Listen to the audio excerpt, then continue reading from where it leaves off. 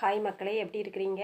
இன்றைக்கி வீடியோவில் வந்து என்ன சொல்ல போகிறோம்னா ஹார்ட் அட்டாக் வந்து எதனால் வருது, திடீர் மாரடைப்பு எதனால் வருது அப்படின்னு சொல்கிறத பற்றி நான் பேச போகிறேன். அதாவது என்ன சொல்ல போகிறோம்னா, நம்ம இது வந்து தென்கொரியாவிலையும் அமெரிக்காவிலையும் ஆராய்ச்சி பண்ணியிருக்காங்க. 90 லட்சம் பெரியவங்களுக்கு ஆராய்ச்சி பண்ணதில் என்ன கண்டுபிடிச்சிருக்காங்கன்னா, இது வந்து உயர் ரத்த அழுத்தத்தினால அதை கண்ட்ரோல் கொண்டு வராததுனால இது கண்டிப்பாக வருதுங்கிறாங்க. இது போக சர்க்கரை நோயும் கண்ட்ரோலில் வச்சுக்கிடணும் அப்படின்னு சொல்கிறாங்க. அப்புறமா இது வந்து உடல் பருமனாலையும் வருது. அப்புறமா கெட்ட கொலஸ்ட்ரால் இது வந்து இரத்த குழாய்களில் வந்து அடைப்பை ஏற்படுத்தி அதன் மூலமாகவும் இந்த ஹார்ட் அட்டாக் வர்றதுக்கு வாய்ப்பு இருக்குதுங்கிறாங்க. இன்னொரு ரீசன் என்னென்னா புகைப்பிடிக்கிறது. இந்த புகைப்பிடிக்கிறது வந்து இது வந்து கண்டிப்பாக இது வந்து மாரடைப்பு வந்து ஏற்படுவதற்கு காரணமாக இருக்கிறது. இது ஸ்ட்ரோக்குன்னு சொல்லுவாங்க, பக்கவாதம் மாதிரி ஏற்படுத்தும். இது மட்டும் இல்லை, அந்த 4 ரீசனுமே 4-5 ரீசன் நம்ம கரெக்டாக வந்து கொண்டு கண்ட்ரோலில் வச்சுருந்தா தான் நமக்கு வந்து அந்த பக்கவாதம் வராது.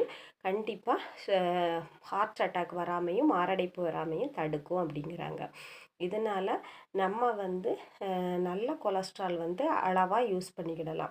பசு நெய் அந்த மாதிரிப்பட்டதை வந்து உடம்புக்கு தேவையான சக்தியை கொடுக்கறதுனால அதை அளவாக யூஸ் பண்ணிக்கிடலாம்.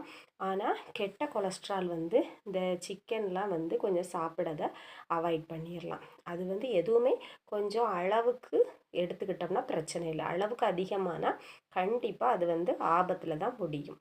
ஆனால் இதை வந்து தடுக்கலாம். ஓரளவுக்கு மக்களிடையே விழிப்புணர்வை ஏற்படுத்த வேண்டும்.